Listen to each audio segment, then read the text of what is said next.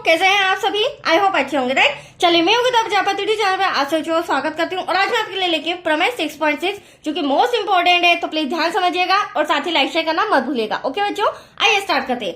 देखिए क्या कहना है इस प्रमेय में, दो समरूप त्रिभुजों के क्षेत्रफलों का अनुपात इनके संगत भुजाओं के अनुपात के वर्ग के बराबर होता है। तो देखिए दो त्रिभुज मैंने बनाए हैं, एक एबीसी है, दूसरा पीक्यूआर। अब इन दोनों त्रिभुज को हमें समरूप बताया गया है। और समरूप त्रिभुज कब होते हैं बच्चों?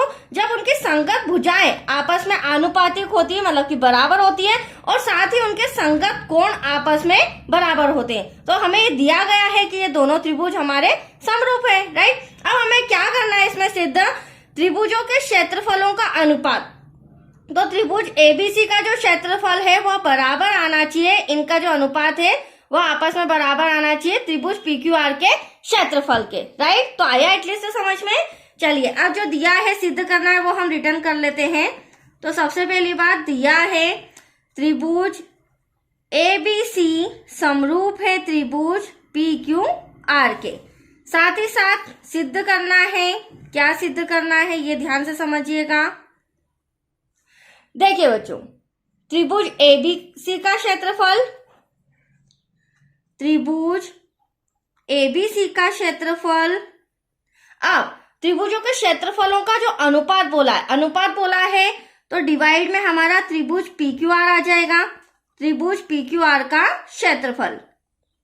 अब त्रिभुज एबीसी का क्षेत्रफल त्रिभुज पीक्यूआर का क्षेत्रफल इक्वल्स टू क्षेत्रफलों का जो अनुपात है इनकी संगत भुजाओं के अनुपात के। तो संगत भुजा कैसे, त्रिभुज एबीसी की बात करूं तो AB अपॉन में PQ हो जाएगा। संगत भुजा AB अपॉन में PQ बराबर है संगत भुजा BC अपॉन में QR के, BC अपॉन में QR, और BC अपॉन में QR बराबर है संगत भुजा AC अपॉन में PR के। ये देख लीजिए, ये हो गई हमारी संगत भुजाएं। अब क्या कहा गया है, दोनों समरूप त्रिभुजों के क्षेत्रफलों का अनुपात इनकी संगत भुजाओं के अनुपात के वर्ग के बराबर होना चाहिए। क्या कहा गया, वर्ग। तो अब यहाँ पर हम स्क्वायर लगा देते हैं, तो यह हमें सिद्ध करके बताना है, राइट बच्चों। हाँ, यहाँ पे एक बात और मैं आपको बता देती हूँ, हम इन तीनों भुजाओं में से किसी भी एक भुजा को हमें बराबर बताना है। किसी भी एक को ले आएंगे, या तो AB अपॉन में PQ या फिर BC अपॉन में QR, क्योंकि एटलीस्ट ये तीनों भुजाएं आपस में क्या है, एक दूसरे के इक्वल ही है, राइट। चलिए अब हम आते हैं रचना पे। रचना क्यों कर रही हूं मैं वो भी अभी आपको बताती हूँ। देखिए रचना करने का मेन कारण क्या है, हमने छोटी क्लासेस में पढ़ा था बच्चों त्रिभुज का क्षेत्रफल।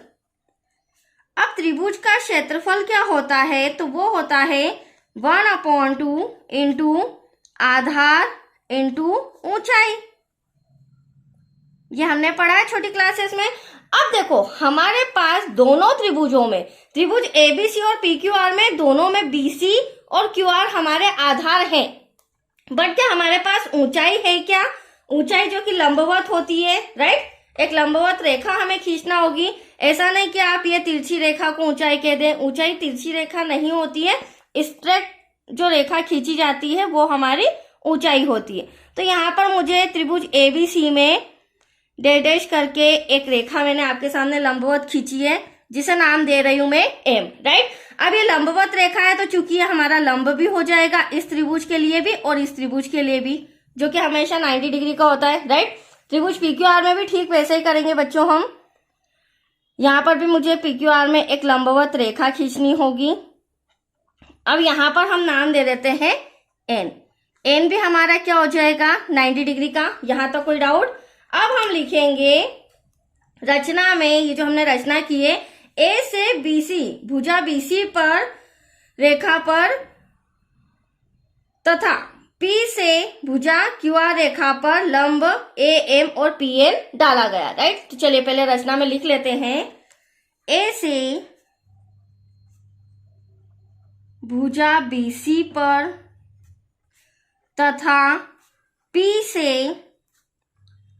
भुजा QR पर लंब AM और PN, लंब AM तथा PN डाला गया।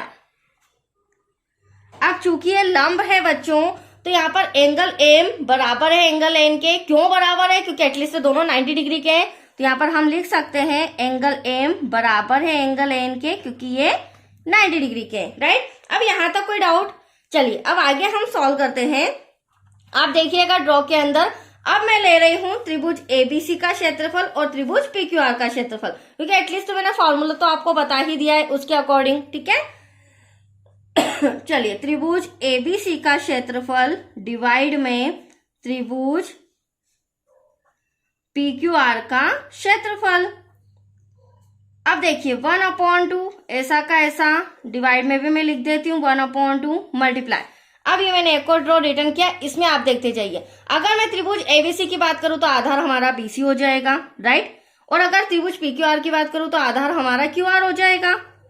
अब देखिए ऊंचाई मैंने अभी आपके सामने डैश करके बनाई, ऊंचाई हमारी एम हो जाएगी। और अगर पीक्यूआर की बात करूं तो पीएन, तो यहाँ पर ए एम डिवाइड में हो जाएगा पी एन।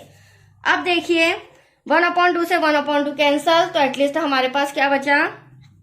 त्रिभुज एबीसी का क्षेत्रफल डिवाइड में त्रिभुज पीक्यूआर का क्षेत्रफल इक्वल्स टू, यहां पर आ जाएगा हमारा बीसी मल्टीप्लाई में ए एम, क्योंकि ये कैंसिल नहीं हो सकता है अपोजिट साइड से, डिवाइड में क्यूआर मल्टीप्लाई में पीएन। अब हमें करना क्या होगा? आप देख सकते हैं सबसे पहली बात तो हमारा आंसर नहीं आया, बट यहाँ पर आपको बीसी अपॉन में क्यूआर तो नजर आ रहा है। अब हमें एटलीस्ट करना क्या है, यहाँ पर जो ए एम और अपॉन में पी एन है इसकी प्लेस हम चेंज करेंगे। तो फिलहाल मैं इसे इक्वेशन नंबर फर्स्ट दे देती हूँ, राइट। और ए एम पी एम कैसे चेंज करेंगे? तो आप देख सकते हैं ये जो ड्रॉ है इसके अंदर एम और पी एन साइड है, तो हमें करना क्या होगा? अब यहाँ पर त्रिभुज ए बी एम और पी क्यू एन को मुझे समरूप बताना होगा। जैसे ये दोनों त्रिभुज समरूप आ जाएंगे तो इनकी जो संगत भुजाएं हैं वो आपस में बराबर हो जाएगी, और उससे हमारा ए बी अपॉन में पी क्यू जो भुजा है संगत वो इक्वल आ जाएगा, राइट। तो यहाँ से हमारा ए एम और पी एन हट जाएगा। तो चलिए अब हम लेते हैं त्रिभुज ए बी सी तथा, या लिखती हूं मैं त्रिभुज ए एम बी, है ना, एम बीच में ले लेते हैं हम, या बी बीच में ले लेते हैं, कोई बात नहीं। ए बी एम तथा त्रिभुज पी क्यू एन में। अब देखिए ध्यान से देखिएगा, ये वाला ट्रायंगल ए बी एम और पी क्यू एन, यहाँ पर हम 90 डिग्री का शेप बना देते हैं। आप देख सकते हैं एंगल बी संगत कोण एंगल क्यू के बराबर आ रहा है। क्यों बराबर आ रहा है? क्योंकि ये जो त्रिभुज हमारा एबीसी है वह समरूप बताया गया है त्रिभुज पीक्यूआर के। तो इसका जो एक एक एंगल आपको बी और क्यू नजर आ रहा है ये आपस में क्या है? बराबर है। क्योंकि हम समरूप कैसे बताएंगे? या तो इनके एंगल्स आपस में बराबर होने चाहिए या फिर इनकी संगत भुजाएं बराबर होना चाहिए। तो हम एंगल्स बताएंगे क्योंकि भुजाएं हमारे पास फिलहाल नहीं है। चूंकि एंगल बी बराबर एंगल क्यू के, क्यों बराबर है? क्योंकि हमें दिया गया था त्रिभुज ए बी सी समरूप है त्रिभुज पी क्यू आर के, राइट।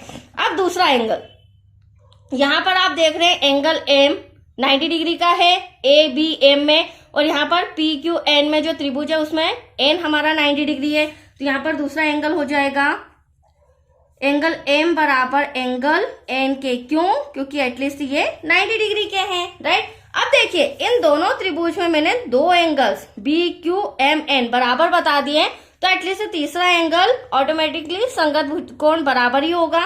तो यहाँ पर हमें कौन सी समरूपता कसौटी लिखनी है? अतः कोण कोण समरूपता से जो हमारा त्रिभुज ए बी एम है वह समरूप है त्रिभुज पी क्यू एन के, राइट। और जब ये दोनों त्रिभुज आपस में समरूप है बच्चों, तो इनकी संगत भुजाएं मतलब के बी अपॉन में पी क्यू बराबर होगा बी एम अपॉन में क्यू एन के, और बी एम अपॉन में क्यू एन बराबर होगा ए एम अपॉन में पी एन के। तो चलिए फटाफट लिख देते हैं। आपको अगर ऐसा नहीं समझ में आया तो मैंने पहले भी बताया था इस तरह से short trick, A B upon में पी क्यू बराबर है बी एम अपॉन में क्यू एन के, देन बी एम अपॉन में क्यू एन बराबर है ए एम अपॉन में पी एन के। तो यहाँ पर आ जाएगा हमारा ए एम डिवाइड में आ जाएगा पी एन।